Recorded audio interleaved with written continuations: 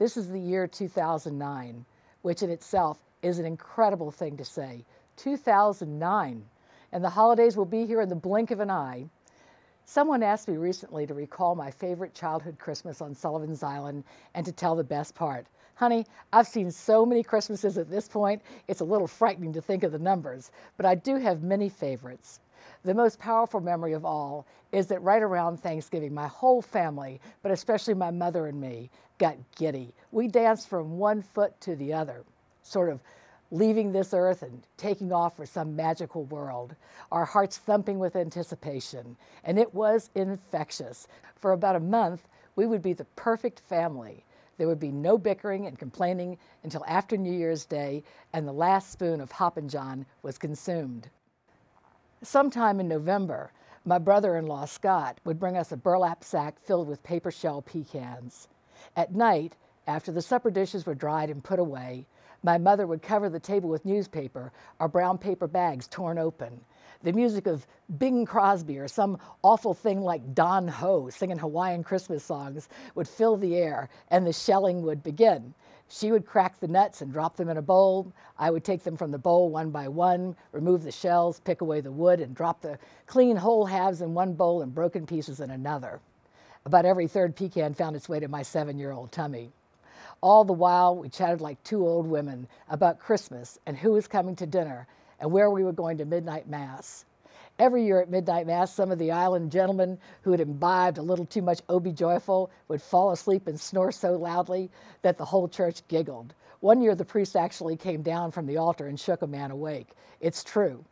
Anyway, we polished every stick of wood we owned until the whole house smelled like lemons and paste wax. My mother would build a beautiful arrangement of fruit and nuts in the apron that sat in the center of our dining room table. I would snitch the kumquats, daring my friends to eat their insides. Greens were hung with lights across the front porch, and a beautiful wreath went up on the front door. After my mother tortured the poor man at the grocery store, making him show her 50 different trees, the perfect one was brought home, and it stood in a bucket of water overnight to convince her that it was absorbing fluid. Decorating the tree was quite the production. The bubble lights never worked, but they went on the tree anyway, and all the ornaments were unwrapped and laid across the sofa, while my mother told stories about them and dictated their placement. Big ones on the bottom, small ones near the top. Her childhood glass beads, the little garlands from her childhood, always in the front, and the big tacky ornaments from vacations in Florida were hidden in the back to balance the tree. Of course, there were strict rules on applying icicles, which came at the very end. Every year, my mother told stories of her childhood during the Depression, when her gifts could have been as meager as an orange, a chocolate bar, and a handful of nuts. I guess that was supposed to make us all grateful for any gifts at all. We were a pretty uncommercial bunch, and we didn't expect much in the way of gifts. They were mostly practical things anyway, like bathrobes and sweaters. Not that we didn't get our share of bicycles and toys, we did. But other memories take precedent, like my stepfather George reading a few pages from the Christmas Carol to me every night, and the way the house smelled when my mother baked. Then there was the annual visit from cousin Schroeder McInerney, who lived down the island. This is a great story.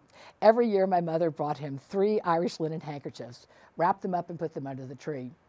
At some point during the holidays, his old car would roll up to our house, and I would run and hide because he scared the devil out of me. He was old and stooped, and he smelled like stale cigars. Cousin Schroeder. He was never seen without a cigar, and he lived to be 90-something. Anyway, my mother would drag me out from behind the sofa or wherever I was hiding to say hello and to give old Cousin Schroeder a hug. I only hugged him for one reason. His gift to us was a cigar box filled with the most delicious fudge in the whole world. It really was. Over the years, raising my children and decorating my own house and entertaining my friends, we have repeated many of the traditions my mother taught me. We've put up enough trees to build a small forest, swagged miles of garlands and lights, and cooked enough turkeys and roast beef to feed an army. But at Christmas, when I make Cousin Schroeder's fudge with my children, it almost seems like we are children together back in the low country of South Carolina. All that excitement, that crazy anticipation that something wonderful is about to happen is reborn. I love that feeling, being with my family during the holidays, doing something simple together. It's one of the many things that bring me great joy. I'm sending you and your family warm holiday wishes, and I'm hoping that however you celebrate, the 2009 holiday season will bring you that same sense of anticipation, wonder, and happiness, enough to last another year. I hope you'll enjoy The Christmas Pearl, a holiday story to remind all of us about what's important in life. And remember to behave. Pearl is watching you, yeah? Happy holidays, everyone.